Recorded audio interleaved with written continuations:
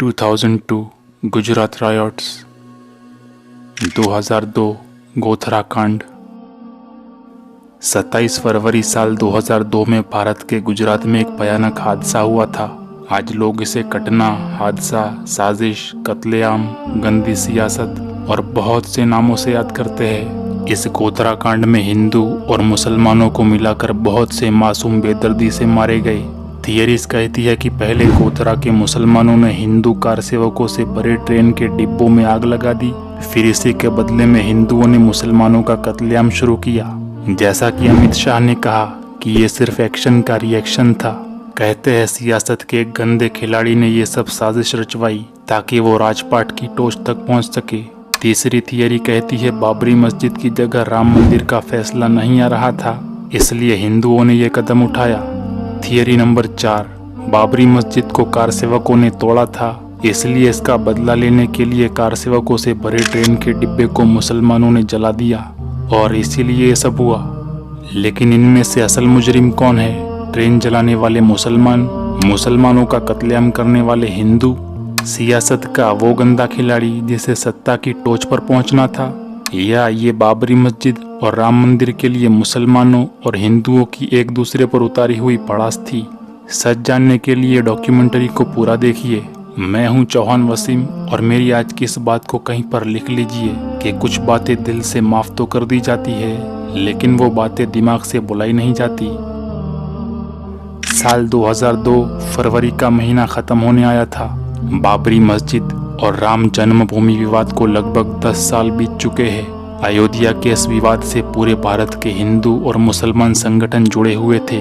ऐसे ही एक हिंदू संगठन विश्व हिंदू परिषद ने फरवरी 2002 में अयोध्या के अंदर 100 दिन का पूर्णाहुति महायज्ञ करवाया था।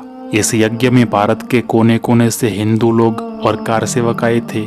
गुजरात से भी लोग वहां पहुंचे थे। इस यज्ञ में जो लोग भी पहुंचे थे इनको कार सेवक कहा जाता था, यानी अपनी खुद की मर्जी से अयोध्या में सेवा करने के लिए आए हुए हिंदू लोग। इनको राम भक्त भी कहा जाता है।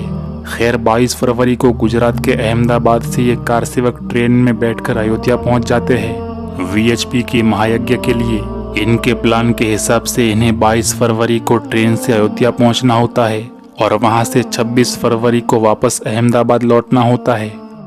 कार सेवकों के ट्रेन से अयोध्या जाने और वापस लौटने के बीच में बहुत कठिनाई होती है, जो मैं आगे आपको बताता हूँ। खैर ये कार सेवक ट्रेन से अयोध्या पहुँचते हैं और 25 फरवरी को वीएचपी का महायज्ञ खत्म हो जाता है। सारे कार सेवक जो भारत पर से आए थे वो अब वापस अपने अपने घर लौटने लगते हैं। वैसे ही गुजरात के कार सेवक भी अयोध्या से अहमदाबाद लौटने के लिए साबरमती ट्रेन में बैठते हैं। 26 फरवरी 2002 को फैजाबाद में अहमदाबाद के लिए साबरमती एक्सप्रेस ट्रेन आती है। इस ट्रेन में 1100 लोगों के बैठने की कैपेसिटी ही थी, लेकिन कार सेवकों की भीड़ की वजह से कुछ लोग खड़े होकर भी इस ट्रेन में चढ़ जाते हैं। यानी तकरीबन 2000 लोग इस ट्रेन पर सवार थे और 2000 में से 1700 कार सेवक थे। ये सारे कार सेवक एक ही जगह से यज्ञ में शामिल होकर आ रहे थे। कहा जाता है कि ट्रेन के S5 और S6 डिब्बे में सबसे ज्यादा कार सेवक थे। ये S5 और S6 डिब्बे में जो भी हुआ वो ही आगे चलकर गुजरात दंगों की वजह बना। खैर इस ट्रेन को सुबह 4 बजे तक अहमदाबाद पहुंचना था, लेकिन ये ट्रेन लेट हो गई और सुबह के 6:30 बजे तक गोधरा से पहले एक स्टेशन है दाहोद, वहां तक ही पहुंच पाती है। अब यहाँ पर ट्रेन के रुकने पर बहुत सी थियोरीज बताई जाती है। एक तो वो जो मैंने पहले बताई कि क्योंकि बाबरी मस्जिद को लेके मुसलमान लोगों में गुस्सा था, इसलिए कार सेवकों से भरे डब्बे को जलाकर बदला लेने का ये अहम मौका था, इस वजह से आग लगा दी गई। दूसरी थियोरी ये है कि दाहोद में जब एक चाय वाला S6 डब्बे में चढ़ता है तो उसे ट्रेन में चढ़ने नहीं दिया जाता और जय श्री राम बोलने के लिए जबरदस्ती की जाती है, जैसे आजकल की जाती है। फिर इसी को लेके झगड़ा शुरू हो जाता है और अगले स्टेशन पर यानी गोधरा के ऊपर लोगों की भीड़ उन पर हमला कर देती है और S6 डिब्बे में आग लगा देती है। तीसरी थियरी ये है कि इसके पीछे पाकिस्तान के ISI का भी हाथ है। खैर अब इसके बाद ये ट्रेन गोधरा पहुंचती है, जहां कुछ कार सेवक ट्रेन से उतरते भी है और कुछ सामान भी खरीदते हैं। फिर गोधरा स्टेशन से जैसे ही ये ट्रेन कुछ दूर आगे निकलती है तभी ट्रेन रोकने की चेन खींची जाती है और एक नहीं कई दफा खींची जाती है। ट्रेन खींचने वाली ये बात एकदम कंफर्म है ये बात ट्रेन के ड्राइवर ने भी कंफर्म की और जब इन्वेस्टिगेशन की गई तो मैकेनिकल डिवाइसेस से भी ये बात साबित हो गई। अब चेन खींचने पर जैसे ही ट्रेन यहाँ पर रुकती है तो कहा जाता है कि पहले से ही वहाँ पर 2000 लोग इंतजार में खड़े हुए थे। इन लोगों ने सिर्फ ट्रेन के S5 और S6 डिब्बे को ही टारगेट किया, जबकि कार सेवक पूरी ट्रेन में खचाखच भरे हुए थे। कोच S5 और S6 पर पत्थर फेंके गए, घरेलू हथियारों से हमले किए गए, जिसकी वजह से कोच के दरवाजे और खिड़कियां कार सेवक अंदर से बंद कर लेते हैं। फिर इसमें आग लगा दी जाती है।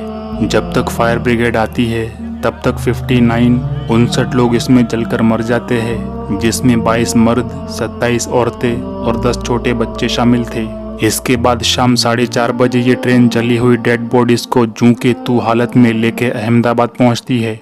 गोधरा का एडमिनिस्ट्रेशन ये कोशिश करता है कि ऐसा ना किया जाए, लेकिन उनकी बात नहीं मानी जाती। ये सारी लाशें अहमदाबाद पहुंचाई जाती है। अब कानून के हिसाब से तो इन सारी लाशों को गोधरा की किसी गवर्नमेंट अथॉरिटी के हवाले कर देनी चाहिए थी या उनके घर वालों को वहां पर आना चाहिए था, लेकिन ऐसा कुछ नहीं होता, बल्कि ये लाशें विश्व हिंदू परिषद को दे दी जाती है। VHP का ये कहना था कि ये सारे कार सेवक हमारे हैं, क्योंकि अयोध्या में महायज्ञ VHP ने करवाया था और ये कार सेवक वहीं से लौट रहे थे, तो इन लाशों पर VHP कब्जा कर लेती है। अब कानून के हिसाब से सरकार को इस पर रोक लगानी चाहिए थी और लाशों का कंट्रोल अपने पास रखकर इनका पोस्टमार्टम करवाना था, लेकिन ऐसा भी बिल्कुल नहीं होता। और अब तक लोगों को न्यूज और खबरों से यही मालूम हो पा रहा था कि ट्रेन के S5 और S6 डब्बे में सिर्फ आग लग गई है।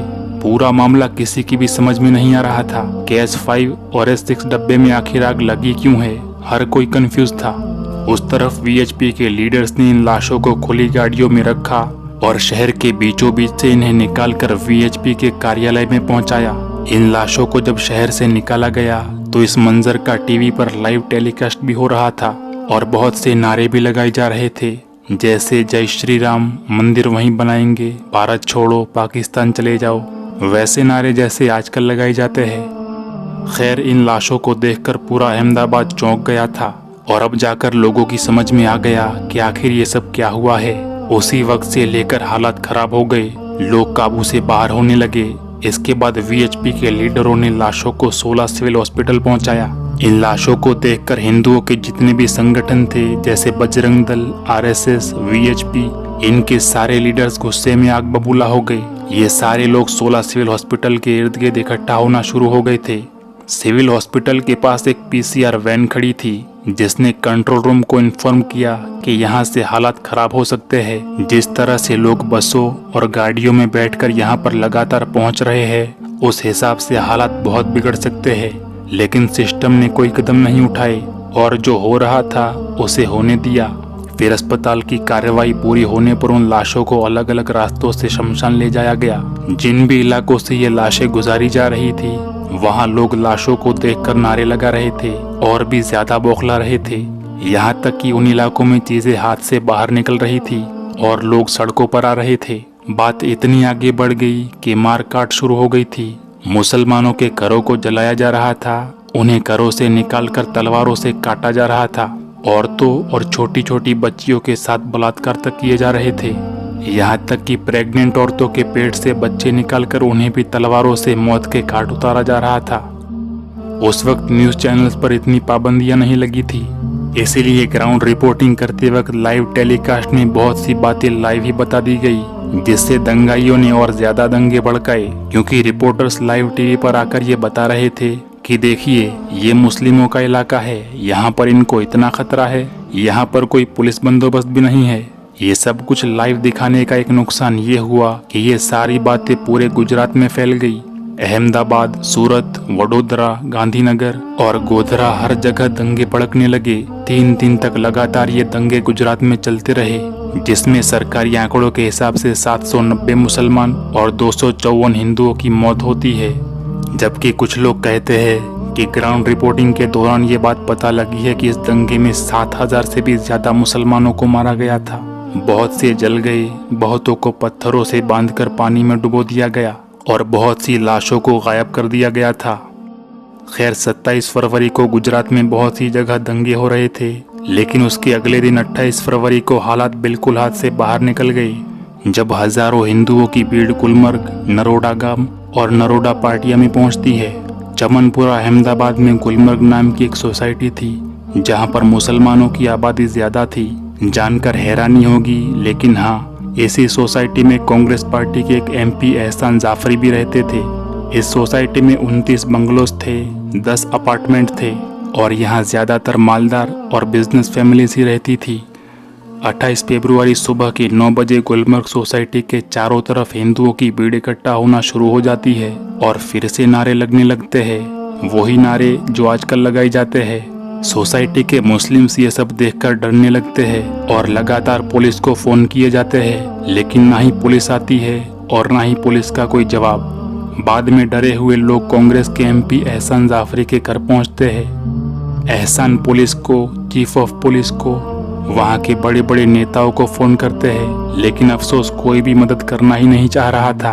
फिर थोड़ी देर बाद सोसाइटी के बाहर खड़ी भीड़ सोसाइटी के अंदर घुसने लगती है और सारे घरों में आग लगाना शुरू कर देती है। एहसान जाफरी के घर पर पहुंचकर ये भीड़ वहाँ मौजूद 3 या 4 गरीब और यतीम लड़कियां जिनको वहाँ छुपाया गया था, उनको निकालकर बीच आंगन में उनकी इज्जत लूटती है। फिर लड़कियों को बचाने के लिए एहसान जाफरी बाहर आते हैं, मिन्नतें करते हैं कि तुम लोगों को आखिर क्या चाहिए, हमसे जो चाहिए ले लो, इन गरीब यतीम लड़कियों को छोड़ दो। ये भीड़ एहसान जाफरी से पैसे मांगने के बहाने उन्हें घर से खींच निकालती है। यहाँ तक कि उन लड़कियों को भी नहीं छोड़ा जाता और एहसान जाफरी को मिलाकर गुलमर्ग सोसाइटी के 69 लोगों को जिंदा जला दिया जाता है। ये एहसान जाफरी उसी जकिया जाफरी के शौहर है जो कुछ सालों पहले बहुत चर्चा में आई थी। खैर, सोसाइटी के सारे घरों को तबाह कर दिया जाता है। 18 घर पूरी तरह से जला दिए जाते हैं। इन 18 घरों में से एक परिवार के अलावा कोई भी आज तक वापस लौट कर नहीं गया। खैर, अक्टूबर 2017 में आज तक न्यूज चैनल ने तहलका मैगजीन के स्टिंग ऑपरेशन की फुटेज को पब्लिक कर दिया, लीक कर दिया। इस सीक्रेट ऑपरेशन में VHP और बजरंग दल के 14 मेंबर्स, यहाँ तक कि गुजरात का BJP का एक MLA, ये सब साथ मिलकर गुजरात दंगों के बारे में चर्चा कर रहे होते हैं कि कैसे हमने मुसलमानों को मारा, उनकी औरतों और बच्चियों की इज्जतें लूटी, यहाँ तक कि उनकी दौलतें भी लूटी, वगैरह वगैरह। सो तहलका मैगजीन के वीडियो के बाद वहाँ पर SIT कमेटी बैठती है और 2016 में 11 लोगों को उम्र कैद की सजा सुनाई जाती है, लेकिन आज की तारीख में उन लोगों को भी आज़ाद कर दिया गया है, यानी मजलूमों को पूरा इंसाफ नहीं मिल पाया। एहसान जाफरी, जकिया जाफरी, बिल्किस बानो, नरोडा पाटिया, बाबू बजरंगी और माया कोडनानी, अगर इन सब के बारे में आप फुल डिटेल में जानना चाहते हैं तो कमेंट कीजिए, मैं इन सब पर भी वीडियो बना दूंगा। खैर, इस तरफ 28 फरवरी के दिन ही गुजरात के दंगों की सबसे बड़ी घटना होती है अहमदाबाद के नरोडा पाटिया और उसके करीब मौजूद नरोडा गांव के अंदर। नरोडा पाटिया कत्लेआम लगभग 10 घंटों तक चलता है और इस एक घटना में सबसे ज्यादा मौतें होती है। इस नरोडा पाटिया में मजदूर मुसलमान ज्यादा रहते थे। कर्नाटका और मुंबई से मजदूरी के लिए आए कुछ लोग भी यहीं पे रहते थे। 27 फरवरी की रात को VHP के लीडर ये अफवाह फैला देते हैं कि दंगों के दौरान मुसलमानों ने 3 हिंदू लड़कियों को किडनैप कर लिया है, जिसके बाद अगली सुबह जब पूरा गुजरात बंद होता है, उसी वक्त 5000 से ज्यादा हिंदू लोगों की भीड़ बदला लेने के लिए नरोडा पाटिया पर हमला कर देती है। ये 5000 लोगों की भीड़ सुबह 9 बजे हमला शुरू कर देती है और अगले 10 घंटों तक ये हमला जारी रहता है। मुसलमान लोगों को घरों से निकाल कर मारना शुरू किया जाता है। जो घर अंदर से बंद होते हैं, भीड़ उन घरों के बाहर अपने साथ लाए LPG सिलेंडर से ब्लास्ट करती है। दूर से AK-47 जैसे हथियारों से मुसलमानों को मारा जाता है। बड़ी उम्र की औरतों, यहाँ तक कि 13-14 साल की बच्चियों के साथ भी बलात्कार किए जाते हैं। उनके जिस्मों को नोचा जाता है। अब आप खुद बताइए कि इन 13-14 साल की लड़कियों ने थोड़ी ट्रेन में आग लगाई थी। इन बेचारियों को तो शायद ये भी मालूम ना हो कि ये जानवरों की भीड़ उनके साथ जो कर रही है वो सब क्या होता है और आखिर उनकी गलती क्या है जो उन्हें ये सजा दी जा रही है। अब इस भीड़ के पास AK-47 जैसे खतरनाक हथियार कहाँ से आते हैं, ये बात आज तक एक राज रखी गई है। इसीलिए क्योंकि AK-47 से मारने वाले तो आतंकवादियों की लिस्ट में डाल दिए जाते हैं, लेकिन ये लिस्ट सिर्फ मुसलमानों के लिए ही बनी है। इसलिए उत्तराखंड में AK-47 चलाने वाली बात राज रखी गई है। जानकर शायद हैरानी होगी, लेकिन हाँ, गोधरा कांड में मुसलमानों को जलाने के लिए बहुत से पेट्रोल पंप्स पर पेट्रोल फ्री में दिया जा रहा था। इतनी बड़ी बड़ी इन्वेस्टिगेटिंग टीम्स बैठी थी, फिर भी इस चीज का आज तक पता नहीं लगा पाई कि ये AK-47 जैसे हथियार उस वक्त आए कहां से थे। खैर, नरोडा पाटिया में उस दिन सिर्फ 10 घंटों में 97 मासूम लोगों को अपनी जान गंवानी पड़ी। नरोडा पाटिया का जो मास्टरमाइंड था बाबू बजरंगी, अब इस बाबू बजरंगी का स्टिंग ऑपरेशन किया जाता है तहलका मैगजीन की तरफ से, और चुपके से इसका एक वीडियो बनाया जाता है। ये वीडियो पब्लिक किया जाता है और आज भी ये वीडियो आप YouTube पर देख सकते हैं। इस वीडियो में बाबू बजरंगी कहता है कि मोदी जी नहीं होते तो हम ये सब कभी नहीं कर पाते। जब मोदी जी माइक पर भाषण देते तो रोना रोते कि बेचारे मुसलमानों के साथ गलत हुआ, और जब हमारे पास मिलने आते तो कहते तुम लोगों ने बहुत अच्छा किया, इन मुसलमानों को और मारो। ये वीडियो तो आज भी मौजूद है, लेकिन मोदी जी को कोई सजा नहीं हुई। और यहीं पर मेरे दूसरे सवाल पर गौर कीजिए कि क्या गोधरा कांड का जिम्मेदार सियासत का वही गंदा खिलाड़ी है जिसे सत्ता की चोटी तक पहुंचना था। खैर, इसी वीडियो में बाबू बजरंगी ये बातें भी कहता है कि पुलिस ने भी उसकी दिल खोलकर मदद की थी। पुलिस भी वहां पर मौजूद थी, उन्होंने भी सपोर्ट किया, और पुलिस ने ये कहा कि मुसलमानों की लाशें बहुत ज्यादा हो चुकी है, इनको संभालने में आगे बहुत दिक्कत हो सकती है, आप इन लाशों को अलग अलग कर दो। फिर उसके बाद बाबू बजरंगी को उम्र कैद की सजा होती है, लेकिन वीडियो में उसने जो कुछ भी कहा कोर्ट में वो चीजें साबित ही नहीं हो पाई। अगर सच पूछो तो कोर्ट में कुछ भी साबित ही नहीं हो पाया, बस कुछ कहानियां चली, और इन्हीं कहानियों में जिन जिन का नाम आया उन सबको सबूत न मिलने की वजह से छोड़ दिया गया। यहाँ तक कि बाबू बजरंगी को भी आज़ाद कर दिया गया है। इसमें माया कोडनानी का भी नाम बहुत चला, इसको 28 साल की सजा दी गई थी।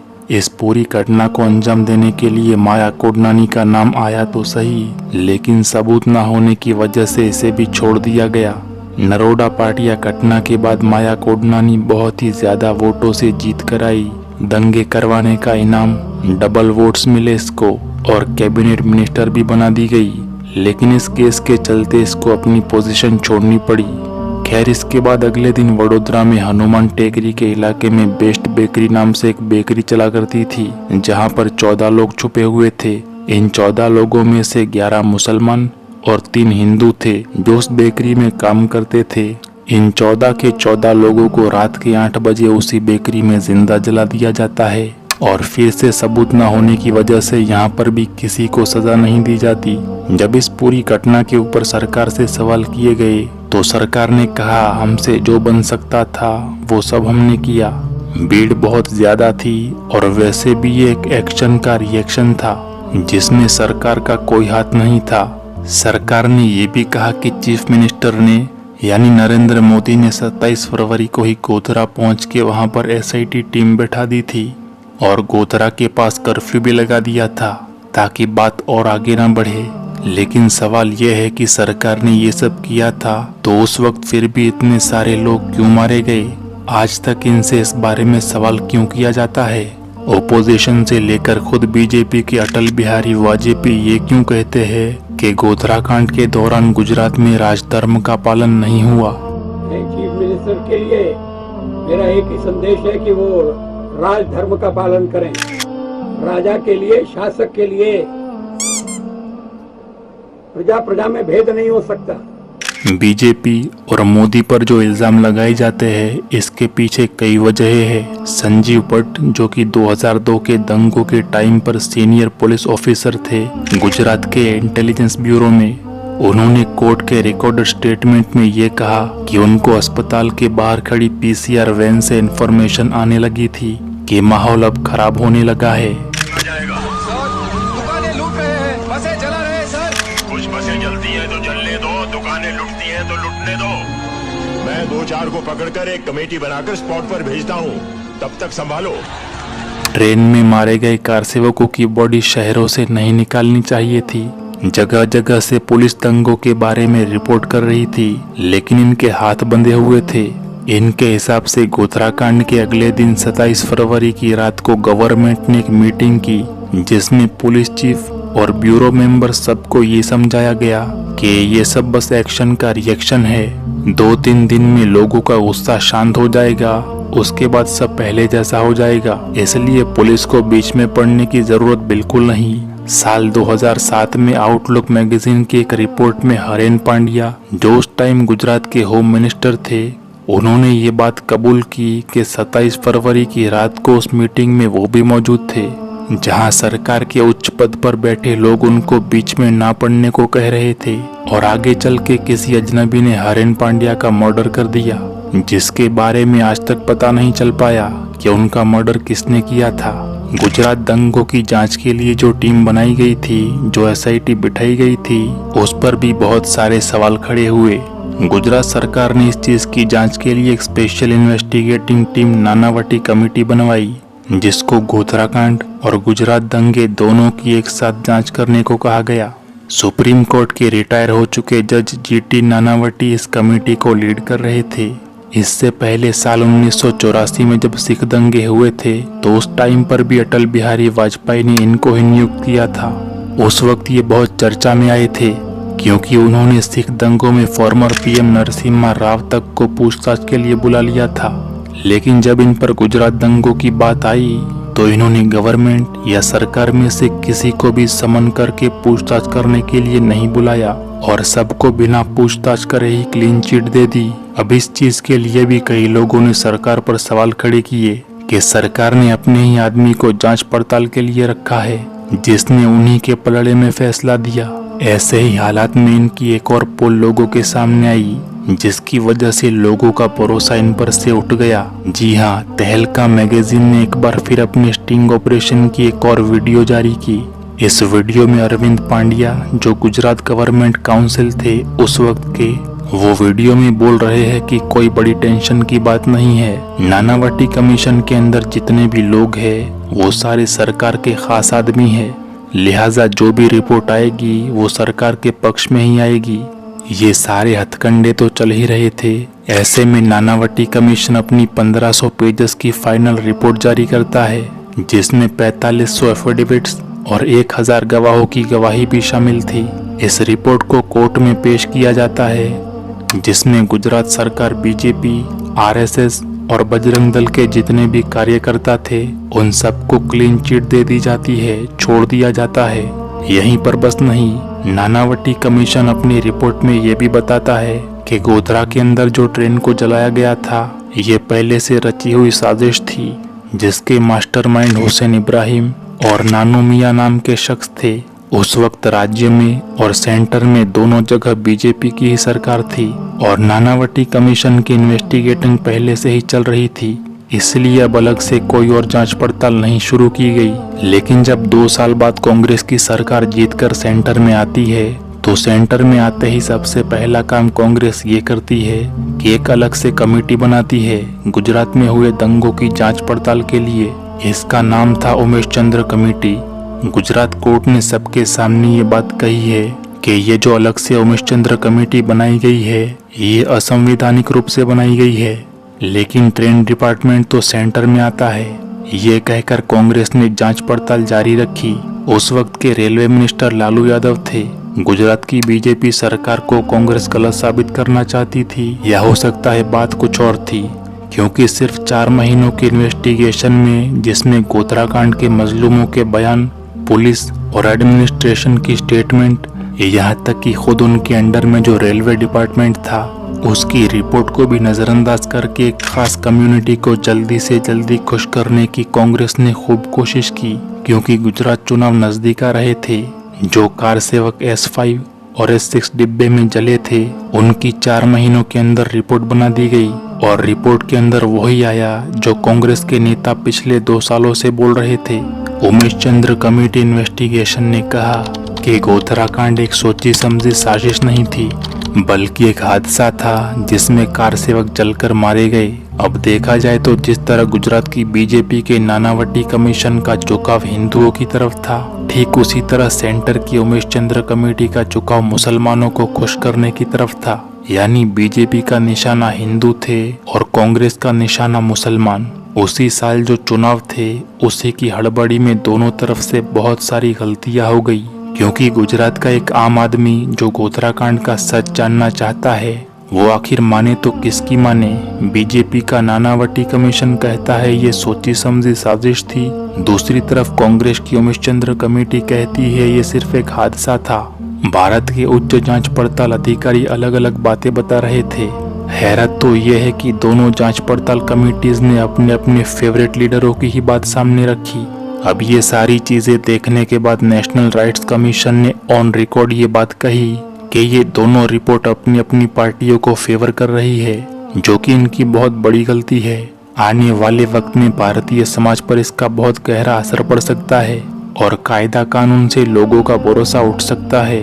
अब भाइयों ये जो दोनों कमिटीज थी वो अपनी अपनी राय ही बता रही थी, सो इसीलिए इसके अलावा एक और निष्पक्ष और इंडिपेंडेंट जांच हुई जिसका नाम था कंसर्न सिटीजन ट्रिब्यूनल। इस इन्वेस्टिगेटिंग कमेटी में रिटायर्ड जज और बहुत सीनियर कार्यकर्ता थे।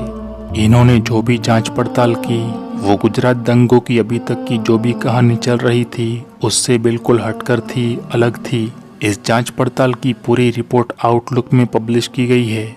इस आउटलुक में ये पब्लिश किया गया कि ट्रिब्यूनल की रिपोर्ट के हिसाब से जब कार सेवक गुजरात से अयोध्या जा रहे थे तो उस पूरी ट्रेन में कार सेवक भरे हुए थे और जैसे ही ट्रेन अहमदाबाद से अयोध्या के लिए निकली तो बीच के रास्ते में लखनऊ से कई सारे अनजान लोग बिना टिकट के कोच S5 और कोच S6 में चढ़ गए। IGP रेलवे मिनिस्टर PP अगजा इनके हिसाब से S5 और S6 में उस गंभीर हालात में कुछ न कुछ गड़बड़ थी।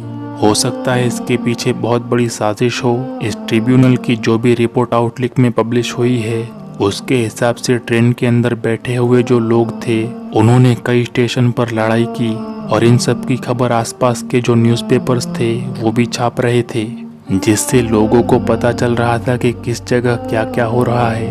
अयोध्या में जनसत्ता ने इस मारपीट और एग्रेशन की खबर उसी दिन न्यूज़पेपर में छाप दी थी।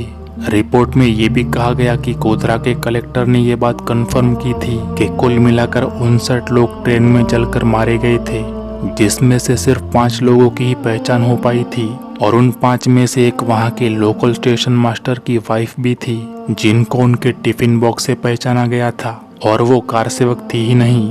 टोटल मरने वालों में 12 बच्चे और 26 औरतें थी। तो बीजेपी की नानावटी कमेटी इतनी बेबाकी से कैसे कह सकती है कि जो लोग ट्रेन में मारे गए थे वो सारे के सारे कार सेवक ही थे।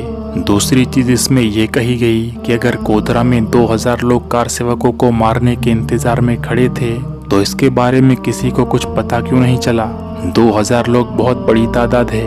अगर इतने लोग रेलवे स्टेशन में हमला करने के लिए चले आए होते तो वो सिर्फ S5 और S6 के हिस्से में ही नहीं खड़े रह पाएंगे बल्कि पूरी ट्रेन के आसपास आ जाएंगे, क्योंकि 2000 लोगों के लिए बहुत बड़ा एरिया चाहिए होता है। और जब पूरी ट्रेन में कार सेवक ही थे और कार सेवक को ही निशाना बनाना था तो सिर्फ S5 और S6 डिब्बे पर ही क्यों हमला किया जाएगा। बाकी पूरी ट्रेन में बैठे कार सेवकों के साथ कोई एक भी हादसा क्यों नहीं होता। ये थी कंसर्न सिटीजन ट्रिब्यूनल कमेटी की बताई गई बातें। लेकिन आज तक इन तीनों कमेटीज में से किसी की भी बात कंफर्म साबित नहीं हो पाई कि आखिर आग लगी किस वजह से। लेकिन आग लगने का बदला जरूर ले लिया गया और बदला भी उन लोगों से लिया गया जिनको इसके बारे में कुछ पता ही नहीं था, जो गोधरा से 100-200 किलोमीटर की दूरी पर रहते थे। मजदूर और मासूम लोग। गोविंद मकवाना, जिनका 22 साल का लड़का S6 कोच में जल गया था, उस लड़के की लाश को जब शमशान लेके जा रहे थे तो उस वक्त भी काफी भीड़ वहां जमा हो गई थी। सारे लोग भड़के हुए थे। ऐसे हालात में गोविंद मकवाना ने हाथ जोड़कर सबको मना किया कि मुझे किसी से कोई बदला नहीं लेना है। ये बात टाइम्स ऑफ इंडिया ने मार्च 2002 में पब्लिश की थी। खैर, इस पूरे हादसे में 1500 लोगों पर FIR दर्ज हुई, जिसमें से आखिर में 31 लोग बचे थे जिनको सजा हुई और उन 31 में से 11 को ही फांसी की सजा दी गई। नकली फांसी, क्योंकि बाद में फांसी की सजा को उम्र कैद में बदल दिया गया और उम्र कैद के बहाने उनको छोड़ दिया गया। बाकी 63 लोग जिनकी गिरफ्त हुई थी, सबूत न मिलने की वजह से उनको भी छोड़ना पड़ा। बिल्किस बानो, जो गोधरा के करीब दाहोद जिले में रहती है, साल 2002 में जब उनकी उम्र 21 साल की थी और वो प्रेग्नेंट थी, 5 महीने का बच्चा उनके पेट के अंदर था। दंगों के दौरान उनके परिवार के कई लोगों को उनके सामने मार दिया जाता है और तकरीबन 11 लोग मिलकर बिल्किस बानो पर वो जुल्म करते हैं जिसके बारे में सोचकर इंसान के रोंगटे खड़े हो सकते हैं। अब आप ही बताइए कि क्या ये बिल्किस बानो नाम की औरत अपने पेट में 5 महीने का बच्चा लेकर गोधरा गई थी ट्रेन को जलाने? नहीं ना, तो फिर इसका क्या कसूर जो इसे इतनी बड़ी सजा दी गई? बिल्किस बानो के परिवार की सारी औरतों से भी रेप किया जाता है। उनके साथ कुल 17 मेंबर्स थे जिनमें से 8 लोग मारे जाते हैं, बाकी सब लापता, और जो मारे गए उनकी लाशें ढूंढना मुश्किल होता है क्योंकि दंगों में ज्यादातर मुसलमानों के सर काट दिए गए थे। लेकिन आगे जो आपको बताने वाला हूँ वो जानकर आपको हैरानी होगी। 15 अगस्त 2022, जी हाँ, आज़ादी के दिन की तारीख को बिल्किस बानो के गुनहगारों को रिहा कर दिया जाता है, छोड़ दिया जाता है। यानी उन 11 लोगों को जिन्होंने बिल्किस बानो के साथ रेप किया था। ये पूरे गुजरात की क्या पूरे भारत के इतिहास की एक ऐसी घटना थी जिसे भुलाया नहीं जा सकता। और ऐसी घटनाओं से, हादसों से, ऐसे कत्लेआम से बहुत कुछ सीखने जैसा है। पहली बात तो ये कि पॉलिटिक्स को कभी भी इमोशनली ना लिया जाए, सियासत एक हद तक ही ठीक है। दूसरी बात ये कि हर वक्त किसी भी हालात के लिए खुद को तैयार रखो। न जाने कौन कब किस पड़ास में आप पर टूट पड़े। आपके मासूम होने पर भी, बेकसूर होने पर भी एक झूठी अफवाह या झूठे इल्जाम की बुनियाद पर आपको या आपके घर की इज्जत को निशाना बनाया जाए। आपके घर से सैकड़ों किलोमीटर दूर हुए हादसे का बदला न जाने कब आपसे ले लिया जाए, फिर बदला लेने वाले को छोड़ दिया जाए और सारा बोझ आपके सर पर लाद दिया जाए। यही हालत थी गुजरात दंगों में मरने और जुल्म का शिकार होने वाले मुसलमानों की, जो कि हम आज भी अपनी आंखों से देख पा रहे हैं। गोधरा कांड की बहुत सी बातें हैं जिनको मैं आपके सामने रखना चाहता हूँ, लेकिन एक वीडियो में ऐसा मुमकिन नहीं, इसलिए और बातें किसी और डॉक्यूमेंट्री वीडियो में बताऊंगा। मिलता हूँ अगले किसी वीडियो में, तब तक के लिए अल्लाह की अमन में रहे। अस्सलाम वालेकुम।